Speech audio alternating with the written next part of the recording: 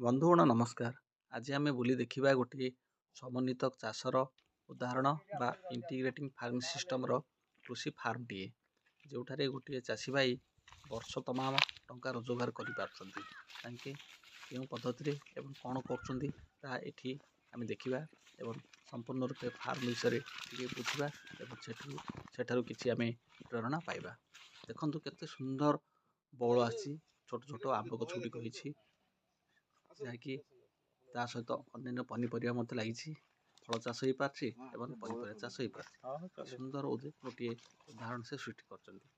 ଚାଲନ୍ତୁ ବୁଲି ଦେଖିବା।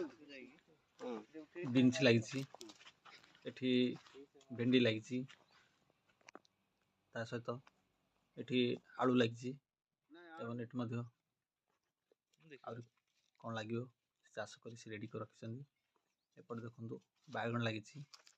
ଏହିପରି ସେ ସମ୍ପୂର୍ଣ୍ଣ ରୂପେ ବର୍ଷ ସାରା ରୋଜଗାର କିପରି ହେଇପାରିବ ସେହିପରି ଯୋଜନା କରି ସେ ବିଭିନ୍ନ ପ୍ରକାର ଫସଲ ଲଗେଇଛନ୍ତି। ଏଠି ଟମାଟୋ ଲାଗିଛି। ଇଏ ଛତୁଟା କରୁଛନ୍ତି ସେ ଅଲଗା ଇଏଟା ଯେଉଁ ସ୍କିମ୍ଟା ସେ ଯେଉଁ ଆମର 3ଟା ଫେଜ୍ରୁ ଏବେ 2 ନମ୍ବର ଫେଜ୍ ହେବ। ସେଇ ଫେଜ୍ଟା ମଧ୍ୟ ମେସିନାରୀ ଆଉ ଯେଉଁ ଜିଆଖତ କୁଣ୍ଡ ତା ପାଖରେ ଛତୁ ଖତ କଲେ ସିନା ସେ କେତେ ଫଟୋ ଉଠିବ। ଛତୁ ଆମେ କାର୍ଯ୍ୟାଳୟରୁ ଏଗ୍ରିକଲଚର ଟେକ୍ନୋଲୋଜି ମ୍ୟାନେଜର ମାନେ ଆସିଛନ୍ତି ଏବଂ ଏଗ୍ରିକଲଚର ଓଭରସିଅର ମଧ୍ୟ ଆସିଛନ୍ତି। ସେମାନେ ଚାଷୀ ଭାଇ ଜଣଙ୍କୁ ବିଭିନ୍ନ ପ୍ରକାର କୃଷି ଯନ୍ତ୍ରପାତିର ବ୍ୟବହାର କରି ଚାଷର କିପରି ଉନ୍ନତି ହୋଇପାରିବ ସେ ଉପରେ ପରାମର୍ଶ ଦେଉଛନ୍ତି ଏବଂ ତା ସହିତ ଅନ୍ୟାନ୍ୟ କ'ଣ କ'ଣ କଲେ ତାଙ୍କର ଅଧିକ ରୋଜଗାର ହୋଇପାରିବ ସେମାନେ ସେ ବିଷୟରେ ମଧ୍ୟ ତାଙ୍କୁ ପରାମର୍ଶ କରୁଛନ୍ତି।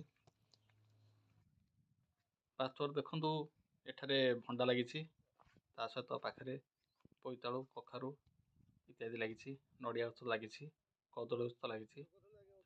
ଭାରି ପ୍ଲାନିଂ ଭାବରେ ସେ ସମ୍ପୂର୍ଣ୍ଣ ରୂପେ ଏଠି ସବୁ ଜିନିଷ ଚାଷ କରୁଛନ୍ତି। ମୋ ନାଁ ହେଉଛି ଦୀନବନ୍ଧୁ ଡାକୁଆ, ଗ୍ରାମ କନ୍ଧନବଲି, ପୋଷ୍ଟ ଝାଡ଼ବେଙ୍ଗି, ବ୍ଲକ ଜଗନ୍ନାଥପୁର ସାଇଟ୍। ମୁଁ ଏଗ୍ରିକଲଚର IPS ସ୍କିମ୍ରେ ସମବାୟ କୃଷିର IFS ସ୍କିମ୍ର ସମବାୟ କୃଷିରେ ମୁଁ କିଛି ପ୍ରୋଜେକ୍ଟ ପାଇଛି। ସେଥିରେ ମୁଁ ଛତୁ ଚାଷ କରୁଛି, ଭର୍ମି କମ୍ପୋଷ୍ଟ, ଫସଲ ବାଡ଼ି ବି ପିଆଜ, ଆଳୁ, ଟମାଟୋ, ବାଇଗଣ ଆଉ ଆମ୍ବ ଗଛ ବି କିଛି ଲାଗିଛି, କଦଳୀ ଗଛ ଲାଗିଛି, ନଡ଼ିଆ ଗଛ ଲାଗିଛି, ସଜନା ଗଛ। ସେଥିରୁ ଯାହା ମୋ ଇନକମ୍ ହେଉଛି ମୋ ପିଲା ଛୁଆମାନେ ମୁଁ ଶାନ୍ତିରେ ଖୁସିରେ ରହୁଛି। ଆପଣ ଏ ଯେଉଁ ଆଧୁନିକ ପ୍ରଣାଳୀରେ ଚାଷବାସ କେବଳ କଲେନି? ମୁଁ ଚାଷ କରିବାର ଗୋଟେ 5 ବର୍ଷ ହେଇଗଲା। ଏଥିରେ ଆପଣଙ୍କର ପରିବାର ପ୍ରତିପୋଷଣ ହେଉଛି ତ? ହଁ, ପରିବାର ପ୍ରତିପୋଷଣ ହେଇପାରୁଛି, କିଛି ପଇସା ବି ବଞ୍ଚୁଛି। ପାଣି ସୁବିଧା କ'ଣ ଅଛି? ବୋର ଅଛି। ସ୍ପ୍ରିଙ୍କଲର ମଧ୍ୟ ରଖିଛନ୍ତି? ସ୍ପ୍ରିଙ୍କଲର ବି ଅଛି।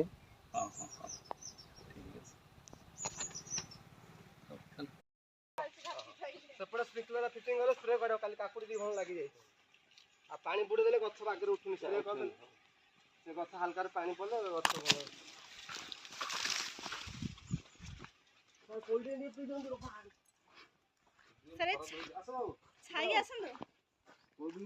ଖରାରେ ଘାମିଗଲେଣି ସମସ୍ତେ। ହ୍ୟାଲୋ, ଆସିନି ଆଉ ଥିଲେ ଆମେ ଖାଇଥାନ୍ତେ ଆଉ।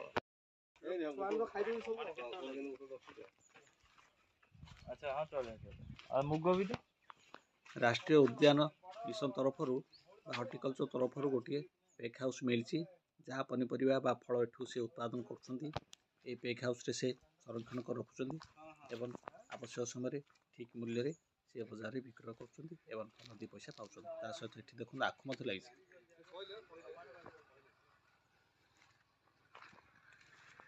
ଏଠି ଦେଖନ୍ତୁ ବରକୋଳି ମଧ୍ୟ ଲାଗିଛି, ତା ସହିତ କଦଳୀ ଗଛ ମଧ୍ୟ ଅଛି।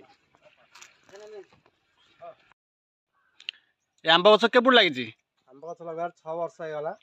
3 ବର୍ଷରେ ଫଳ ଆସିଲା, ଅଳ୍ପ 150 କିଲୋ ଖଣ୍ଡେ ଆସିଥିବ ପ୍ରଥମ ବର୍ଷ। ଏସବୁ ଭେରାଇଟି ଆଖୁ ରସ, ବମ୍ବେ ଗ୍ରୀନ୍ କେତେଟା ଗଛ ଅଛି, ଆଉ ସବୁ ଆଖୁ ରସ 100ରୁ 100ଟା ଗଛ ଆଖୁ ରସ ସବୁ। ସେକେଣ୍ଡ ବର୍ଷ 4 ନମ୍ବର ବର୍ଷରେ ସେ ପଳେଇ ଆସିଲା, 500 କିଲୋ ଖଣ୍ଡେ ଆଦାୟ ହେଇଥିଲା। କେତେଟା ଗଛରେ? 100 ଗଛରେ। ହଁ।